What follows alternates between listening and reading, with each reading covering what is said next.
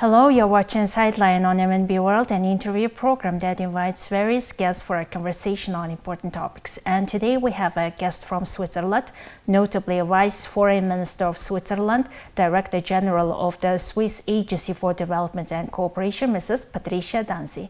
Hello. Thank you. Thank you for inviting me to the program. Thank you for accepting our invitation. Patricia Danzi is a Swiss development official and former athlete with an unusual career path. She competed in the women's heptathlon at the 1996 Summer Olympics, showcasing her talent and dedication to sports. Following her athletic journey, she joined the International Committee of the Red Cross in 1996, where she gained extensive experience working in different regions, including Bosnia, Latin America, and Africa. She assumed the role of heading the ICRC's Africa Regional Directorate, responsible for overseeing a large team of more than 7,000 staff. In December 2019, she was appointed Director General of the Swiss Agency for Development and Cooperation, playing a pivotal role in shaping Switzerland's approach to development initiatives. And let's start our interview from your current working visit to Mongolia. What outcomes do you expect from this visit? Well, it's the first time I visit Mongolia and I like it a lot. It's a visit to our office, it's a visit to our partners, it's a visit to the Mongolian people and to the authorities and NGOs, everyone that partners with us. I tried to visit as many people as possible. For me, this visit is also the occasion to mark almost 60 years of diplomatic relations that Switzerland enjoys with Mongolia, and we have 20 years of international cooperation that we also have successfully now come to a different phase of our engagement with Mongolia. So these are many reasons to come to your beautiful country, and there were two other ones. The first is the national holiday, the Swiss national holiday that we managed to celebrate with many Mongolians and Swiss people here in the Genghis Khan Museum. And I managed, despite the very dense program that we had, also to see some of the Nadam that you're That's celebrating. Great. I could even try some archery, some horseback riding. I didn't do the wrestling though, but it was a very good opportunity to dive a bit into the culture of Mongolia, although it was very short. You have just mentioned that the Swiss cooperation and development is marking the 20th year anniversary here in Mongolia. Looking back at the activities of the SDC for the past 2 decades, what were the main focus areas? You know, when we do cooperation, we try and strive towards impact, and we strive towards scaling. Whatever we do in a project or in a program, at the end of the different phases, we hope that there is a law, that national authorities can take it over, and that many people will benefit from it. So that's the baseline. In Mongolia, we found a partner with the Mongolian society that had the same ambition, to strive, to look for a better future. And this is very important, because you can bring money, you can bring experts, but if you don't have a counterpart on the other side, then it will not work. And we had that here, and I'm so grateful, but we can talk about that later as well. The focus, one of the focus areas that particularly worked well in Mongolia was the governance area, democratization as well, and the relations we had and we still have with the parliamentary services. It is important, and we could make huge progress when we talk about how can we bring the society into the democratic process, how can we interest young people to become responsible citizens. And there we had a very successful program in the one-stop centers, so where the government has all the services in one single area for the people to come to learn, and digitally also to learn and to become digital citizens. That's the same approach that we also had an information center that I visited, when the government provides the information to the people. What is it that democracy means? How can you participate? How you can account for also what is happening in your society. This is one area. Another area is a completely different one, agriculture and sustainability. Mongolia is a country of herders, and we have faced a culture that in some regions exactly looks a bit like in some regions of the Swiss Alps, and we wanted from the start to include also the herder community in all the processes that we had and the products that they have, to value them. And at the same time to preserve their livelihood with the pasture management, and to sell what they have in a better, more responsible, traceable way, in terms of the wool, in terms of the leather. And there we have some innovative products in terms of traceability. Where does the wool come from? Where does the leather come from?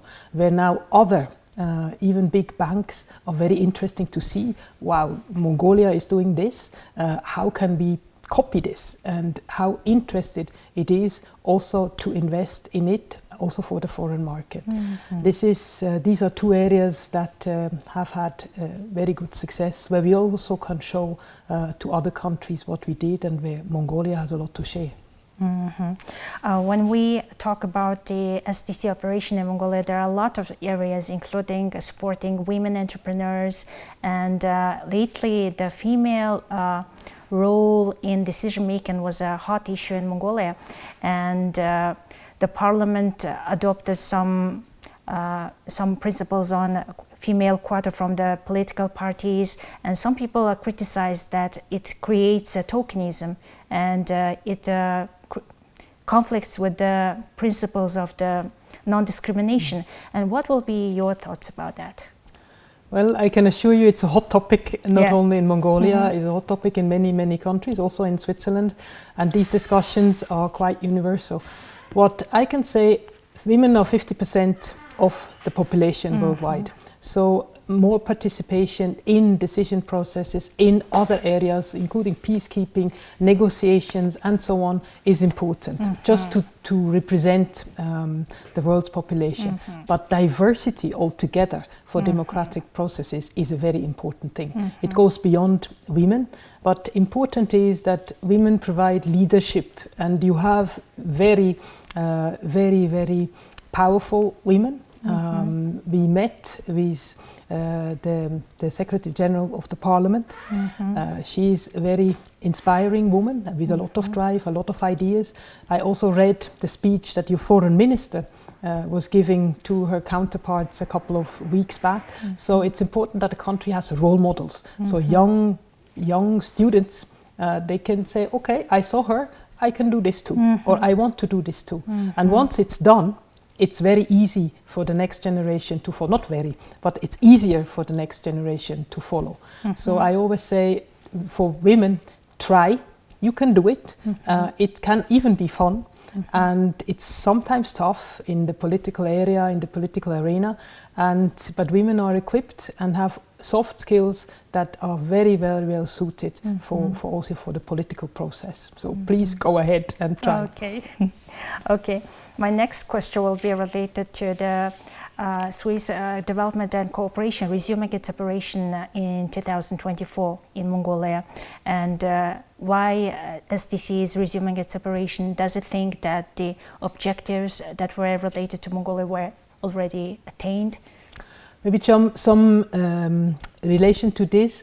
Of course, once you achieve a couple of your objectives, or the main objectives, or even all of your objectives, you have to see where can we scale it, where can we copy it, and some areas that I mentioned, we really have achieved or overachieved the objectives that we set. It's important to say that bilateral cooperation is ceasing. That doesn't mean that Switzerland says bye-bye to Mongolia, not at all. We have diplomatic relations, as I mentioned, and we also want to continue in other areas. We believe our cooperation has reached a certain kind of a mature state, and we can go into a different phase. You will ask me now, what is this different phase? We have identified, of course, important always is the economic development. So our State Secretary for Economic Affairs, they have several measures that are also ready to look into how to apply it to Mongolia. Mongolia is a country between two very strong neighbors. You have learned and you have managed extremely well to balance this and to have your own identity, your own way of proceeding. And we believe that peace and security in this region is also an area where we can contribute together with you, because for us peace and security is an important topic that we also bring in the Security Council, where we are a non-permanent member at the moment. Then you have a very rich cultural scene where we have already started partnering, where we have several events. We had one at the 1st of August where we have the winner photographer will come to Switzerland for a week, I think it is. But we have regular exchanges with high renommé events like the Locarno Film Festival 2 years ago, where I was able to give the first prize to a Mongolian filmmaker that has now been nominated for another big event like Venice. So we try to bring this. We have the museums cooperation together. You have a new museum, the Genghis Khan Museum, very beautifully done. We have very famous museums as well, and we try to share exhibitions so that people learn about Mongolia, what it is, where it is, what the people do, what the rich history also that you have. This is another area. Then this year we were together in a sad place in Turkey, where the earthquake hit. So your emergency services, we have contact with them. We have already exchanged some expertise with them, and you were with our teams, not at the same place, but in the same event, providing rescue for another country. So we hope to upskill and to provide further expertise to your emergency response capacity. And we are of course ready whenever there is a need to, for a humanitarian perspective, to also be at your side. So these are just a couple of areas where we are trying to look what is possible, where can we continue cooperation. And as we discussed yesterday, we had this topic, of course, with many authorities. We said, if we look at it as an opportunity, because it's a different phase, we say one door is closing, but when the door is closing, other doors open. And we cannot miss those doors. So it's for us to identify them and then to fully open them. You have just mentioned that Switzerland has become the non-permanent member of the UN Security Council this year in 2023.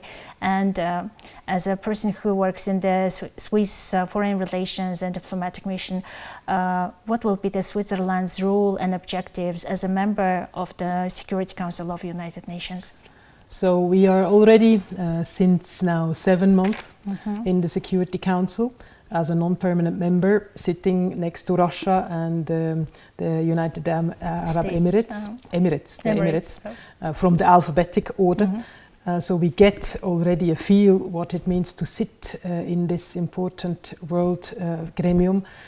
We have 4 objectives. The first one is peace and security. So peace is for us our slogan is a plus for peace. We want to contribute even small to world's peace. The second one is linked to the people, because people for us are always in the center, what we do, where we are, where we talk, and it is protection of civilians. In the wars of today, sometimes we forget about who we actually need to protect and why are there laws. International humanitarian law is at the center. We are the depository state of the Geneva Convention, so this is a very strong cornerstone for us in the Security Council. Then, this is a worldwide phenomena. We are also convinced that we can do something, we have to do something in terms of conflict and security. It's not a topic that has been discussed since many years, or it's difficult to bring it in, but as conflict and weather phenomena, conflict and scarce resources are sometimes linked, we think we need to bring this also at the table. And then the last one is more towards the efficiency. You also see that in our international cooperation when we are programming with our partners, they feel it. We are quite tough. We say we want results. This is what we expect from you. This is what we can give from us. In the Security Council, it's maybe not exactly like this because we are the small players there, but we try to bring the efficiency of the council again in the forefront and look that we can be there where we can focus on results and the procedures that should not maybe be endless, and everything we can do to improve this, we are also having it as a priority. I see. When we were preparing for this interview, we have learned that you were an athlete, elite athlete, Olympian, and how does your career in sports supports your current career in foreign relations and development sector? Well, it dates back. It's a long time ago, but I was competing in the heptathlon, which is an event in athletics that has 7 different disciplines: jumping, running, throwing, hurdles, etc. What this helped me throughout my career was, you have to work hard if you want to have results. Sometimes it's not going towards like you expect. Plans have to be revised. If you are not performing as you wish, then have a look. Maybe you have to rest. Maybe you have to do it differently. Maybe you have to change the coach, whatever. But you have to have self-reflection in what you do, and you have to have perseverance. That is definitely key. And sometimes you have to play in a team, and sometimes you have to be in front alone. And these are very important lessons that I learned. Important skills. Yeah? Skills, yes. And the sports world can be very brutal. You're good or you're not. It's measured. So for the results, it's very clear. It's this or it's that. You qualified or you didn't. And so you don't look for excuses, and that is also helpful. I see. Well, thank you very much for providing insights on your current visit to Mongolia. Thank you for the interview, and I hope I can come again and visit the country also as a tourist, because you have so many things to show. Well, that was the new episode of Sightline. Today in our studio we had Vice Foreign Minister of Switzerland, Mrs. Patricia Danzi. We'll see you next time with more stories and updates. Have a nice evening.